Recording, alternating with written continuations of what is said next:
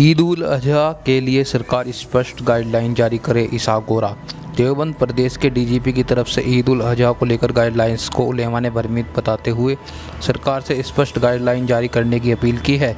जमीयत दावतुल मुस्लिमीन के संरक्षण व प्रसिद्ध आलिम मौलाना कारी इसहाक गोरा ने जारी गाइडलाइंस को अधूरा बताते हुए कहा कि ईद उल अजहा का पहला दिन जो शनिवार के रोज़ है, वर्तमान में शनिवार और रविवार को लॉकडाउन जारी है और गाइडलाइंस में लॉकडाउन का जिक्र न आना अधूरा होने को साफ दर्शाता है। गाइडलाइंस में ये भी साफ करना चाहिए था कि ईद उल अजहा के रोज़ लॉकडाउन समाप्त किया जाएगा या छुट्टी दी जाएगी, परंतु इसका जिक्र न होने से लोगों में कन्फ्यूजन देखने को मिल रही है। गोरा ने सरकार से अपील करते हुए कहा कि सरकार को स्पष्ट रूप से गाइडलाइन जारी करने की ज़रूरत है, जिससे लोगों के मन की कन्फ्यूजन दूर हो सके। आगे उन्होंने क्या कहा, देखें खास रिपोर्ट। अस्सलाम वालेकुम वरहमतुल्लाहि वबरकातुहू।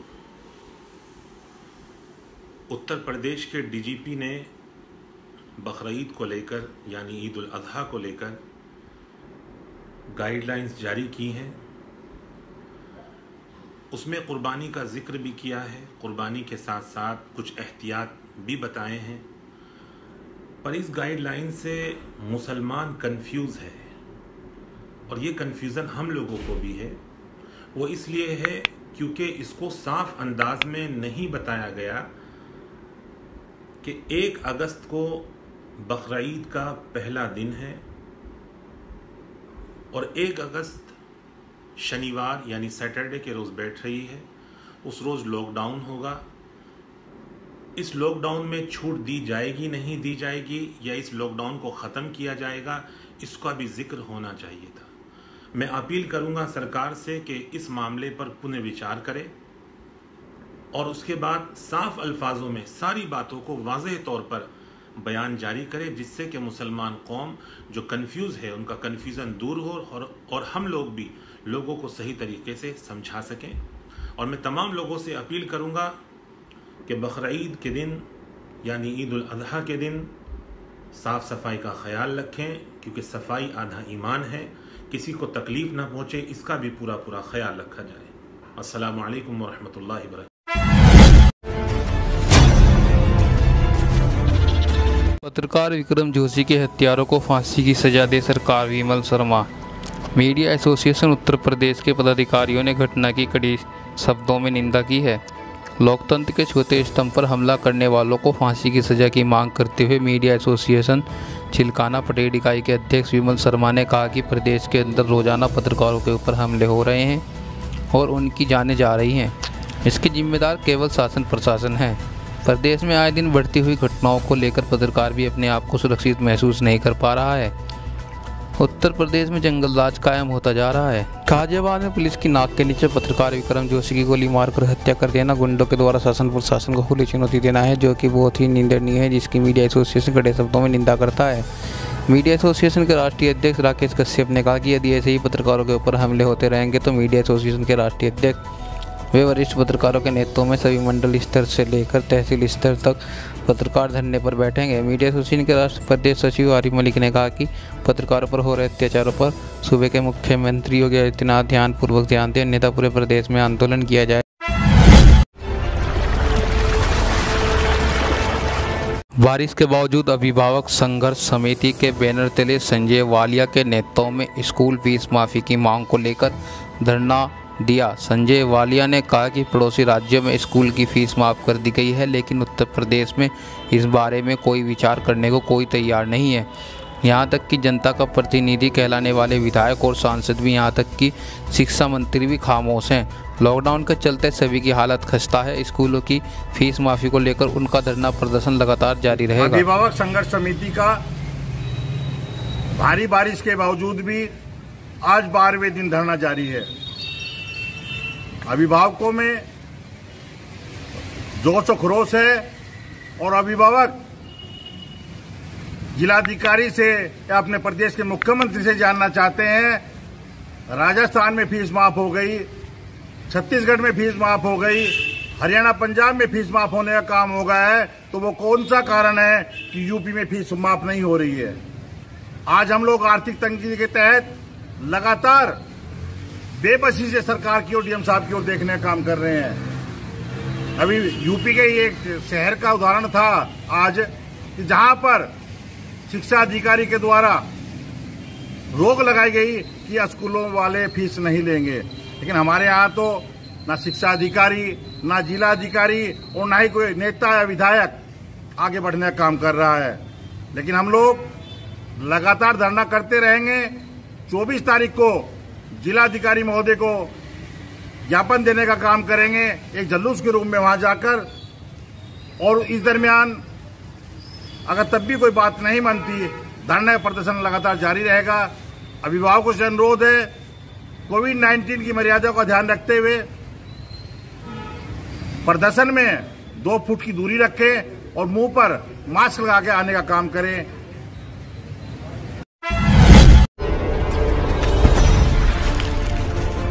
जिले में कोरोना का कहर थमने का नाम नहीं ले रहा है। कोरोना मरीजों में लगातार इजाफा हो रहा है। आए दिन कोरोना के नए केस सामने आ रहे हैं, जिससे लोगों में दहशत बढ़ती जा रही है। अगर यही हालात रहे तो जल्द ही कोरोना का आंकड़ा जनपद में 1000 के पार पहुंच जाएगा। चिकित्सा अधिकारी डॉक्टर BS सोडी ने बताया कि पिछले 24 घंटे में 9 कोरोना संक्रमित मरीज मिले हैं। इनमें 2 लोग मिशन कंपाउंड, 2 गोविंद नगर, एक इंदिरा चौक, एक चिलकाना रोड, एक शेखपुरा, एक न्यू आवास विकास व एक रेलवे रोड का रहने वाले सभी को कोविड-19 अस्पतालों में भर्ती कराया गया, जिससे जनपद में कोरोना का आंकड़ा बढ़कर 651 पहुंच गया। वहीं कल 3 मरीजों के ठीक होने पर उन्हें छुट्टी दी गई। अब तक जनपद में 518 लोग कोरोना से जंग भी जीत चुके हैं, लेकिन अभी भी वर्तमान में एक्टिव केस की संख्या 128 है। वहीं उत्तर प्रदेश के जिला सहारनपुर थाना बेहट में धर्म परिवर्तन वाले प्रकरण के संबंध में जो SP सिटी विनीत भटनागर ने क्या कहा, देखें खास रिपोर्ट। इसके देखिए, इसको धर्म परिवर्तन का मामला कहना गलत होगा। जो अखबारों में रिपोर्ट थी उसके आधार पर जो है आप शायद संभवतः ये प्रश्न कर रहे हैं। इसके संबंध में थाने पे एक FIR एक तहरीर प्राप्त हुई है, जिस पर थाने में अभियोग पंजीकृत करके विवेचना कराई जा रही है। तुरंत ही अभियोग पंजीकृत किया गया है इसकी गंभीरता को देखते हुए, और विवेचना कराई जा रही है। विवेचना से जैसे जैसे तथ्य सामने आएंगे उसके अनुसार वैधानिक कार्रवाई की जाएगी। प्लान की बात आई है जी, प्लान की बात आई है, नहीं ऐसी बात नहीं है, बिल्कुल प्लान की कोई बात नहीं है। सभी जो है शांतिपूर्वक उस गांव में रह रहे हैं। पहले भी इस पक्षों का मेरी जानकारी है कि पहले भी कुछ विवाद हुआ था, जिसमें बाद में जो है पुलिस के हस्तक्षेप के बाद में कुछ फैसला हुआ था इनका। और अब जो इन्होंने तहरीर दी है तुरंत ही अभियोग पंजीकृत करके इसमें आगे कार्रवाई की जा रही है, वैधानिक कार्रवाई की जाएगी।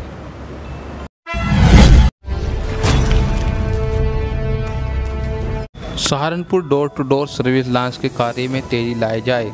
सहारनपुर जिलाधिकारी अखिलेश सिंह बिना केस मेमो में डॉक्टर के पर्चे के दवाई की बिक्री न करें, जिलाधिकारी ने कहा। जिलाधिकारी अखिलेश सिंह ने स्वास्थ्य विभाग के अधिकारियों को निर्देश दिए कि कोरोना वायरस संक्रमण में धनात्मक पाए जाने वाले मरीजों के संपर्क में आए लोगों को तत्काल हिस्ट्री का पता लगाए। उन्होंने कहा कि door to door service launch के कार्यों में गति लाई जाए। उन्होंने कहा कि कोरोना संक्रमण की जांच में तेजी भी लाई जाए।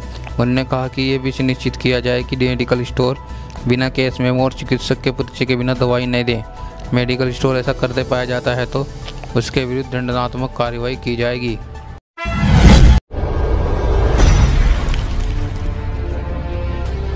सहारनपुर पुलिस और बदमाशों के बीच मुठभेड़। रात्रि करीब 1:30 बजे सर्विस लॉन्च टीम मोटरसाइकिल सवार 2 बदमाशों का पीछा कर रही थी। सर्विस लॉन्च टीम की सूचना पर थाना बेहट पुलिस द्वारा बदमाशों की चौकी लंडोरा पर घेराबंदी की गई, जिसमें मोटरसाइकिल सवार बदमाश पुलिस पार्टी पर फायरिंग करते हुए पथौड़ी रोड की तरफ भाग निकले। सर्विस लॉन्च टीम व थाना बेहट पुलिस द्वारा पथौड़ी रोड स्थित जंगल में बदमाशों की घेराबंदी की गई, जिसमें बदमाशों द्वारा पुलिस पार्टी पर जान से मारने की नीयत से फायरिंग की गई। मुठभेड़ में एक बदमाश शुभम पुत्र सत्यपाल निवासी ग्राम सालीयर थाना तितरो सहारनपुर गोली लगने से घायल होकर गिरफ्तार हुआ। देखिए, ये कल देर रात की बात है। हमारे जनपद की सर्विलांस की टीम और थाना बेहट ये किसी इनपुट पर जो है एक साथ काम कर रहे थे, और रात के समय पूजनेकी के पास में, मिर्ज़ापुर पूजनेकी के पास में 2 बदमाश एक मोटरसाइकिल पर आ रहे थे, जिनको जब रोका गया तो उन्होंने पुलिस के ऊपर फायर किया, जान से मारने की नीयत से फायर किया। पुलिस ने जो आत्मरक्षा जो जवाबी फायरिंग करी है उसमें एक बदमाश के चोट लगी है, जिसका जिसकी पहचान जो है शुभम पुत्र सतपाल के नाम से हुई है। ये सालियर तीतरों का रहने वाला है और वर्तमान में ग्राम इस्माइलपुर कुतुबशेर में ये निवासित था। ये कई मुकदमों में वांछित था और अभी हाल में ही एक बेहट क्षेत्र में लूट हुई थी, उसमें भी ये वांछित था। इसके पास से एक मोटरसाइकिल और तमंचा कारतूस बरामद किया गया है। दूसरा बदमाश जिसकी पहचान अभी नहीं हो पाई है वो रात में अंधेरे का फ़ायदा उठा करके भाग गया है। जिस बदमाश को चोट लगी है उसको बेहतर इलाज के लिए ज़िला चिकित्सालय में दाखिल कराया गया था। उसकी हालत खतरे से बाहर है और इसमें आगे विवेचना करके आगे कार्रवाई की जाएगी।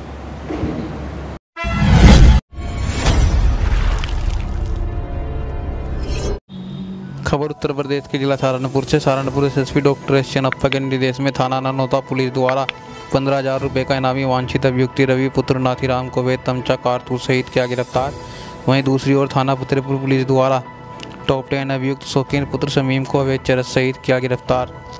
वरिष्ठ पुलिस अधीक्षक सहारनपुर के निर्देशन में जनपद पुलिस द्वारा कोविड-19 वैश्विक महामारी को दृष्टिगत रखते हुए अपने क्षेत्रों में पैदल गश्त कर लोगों को सोशल डिस्टेंसिंग में मास्क उपयोग करने की अपील की गई।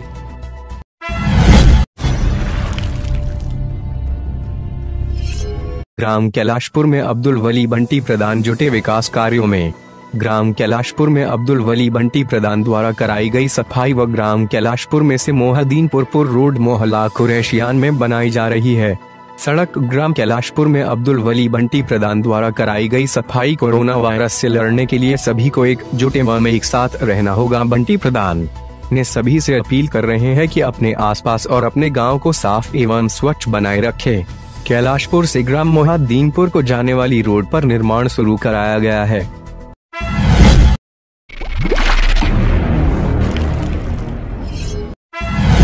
सहारनपुर भारतीय किसान यूनियन के मासिक पंचायत कलेक्ट्रेट परिसर में जगपाल की अध्यक्षता में संपन्न हुई पंचायत को संबोधित करते हुए भारतीय किसान के प्रदेश उपाध्यक्ष विनय कुमार ने अपने संबोधन में कहा कि आज प्रदेश में किसानों की बहुत बुरी हालत है। सरकार जनपद सहारनपुर के किसानों की जहां NH 307 पर गांव मनोहरपुर की किसानों की सर्विस रोड व गांव को नाले न बनने से गांव में पानी भरा हुआ है और पिछले 2 महीने से किसानों का धरना चल रहा है और जनपद के अधिकारी चैन की नींद सोए हुए हैं। थाना देहात कोतवाली क्षेत्र के जनता रोड स्थित गांव आसनवाली में 2 पक्षों में जमकर हुआ पथराव। पुलिस मौके पर गरमा रहे सफाई व्यवस्था व पानी निकासी के मुद्दे को पूर्व चेयरमैन नुमान मसूद ने बताया विपक्षियों का षड्यंत्र। गंगोहा नगर में सफाई व्यवस्था व पानी निकासी के मुद्दे पर पूर्व चेयरमैन नुमान मसूद द्वारा बुलाई गई प्रेस वार्ता में उन्होंने विपक्षियों पर लगाया ओछी राजनीति करने का आरोप। उन्होंने कहा कि विपक्षी उनकी छवि खराब करने नियत से एक षड्यंत्र के तहत नगर की सीमा के बाहर फैली गंदगी के फोटो डालकर प्रशासन को कर रहे हैं गुमराह। उन्होंने नगर की सीमा के अंदर सफाई व्यवस्था को बताया सही डैश। सफाई कर्मचारियों द्वारा काम बंद करने के सवाल पर उन्होंने कहा कि उनकी मांग थी कि वे नगर की सीमा के अंदर ही करेंगे सफाई कार्य। नगर के अंदर ही सफाई करने की मांग माने जाने पर ही कर्मचारी लौटे अपने काम पर। उन्होंने कहा कि सुबह से दोपहर तक नगर के 8 मुख्य स्थानों पर सफाई कर्मचारी मोहल्लों से इकट्ठा कर कूड़ा वहां डालते हैं और दोपहर के बाद उस कूड़े को उठवा दिया जाता है। नुमान मसूद ने विपक्षियों पर आरोप लगाया कि सुबह के समय जब कूड़ा एक स्थान पर एकत्र किया जाता है उसी समय विपक्षी लोग कूड़े के फोटो खींचकर षड्यंत्र के तहत अधिकारियों व सोशल मीडिया पर डाल देते हैं। नगर पानी निकासी के मसले पर उन्होंने कहा कि बरसात को तो वे नहीं रोक सकते, भारी बारिश में भी नगर से 3 से 4 घंटे में पानी निकल जाता है। उन्होंने कहा कि गांधीनगर से होकर जाने वाले कच्चे नाले में कुछ जगह दिक्कतें हैं, उन्हें दूर करने का प्रयास किया जा रहा है। उन्होंने कहा कि जल निकासी जल्द हो जाए, इसके लिए मोहल्ला गुजरान से एक नाला निकालने के लिए एक प्रस्ताव बोर्ड में पास कर शासन व को भेजा गया है। वहां से मंजूरी मिलने के बाद उस पर काम शुरू हो जाएगा।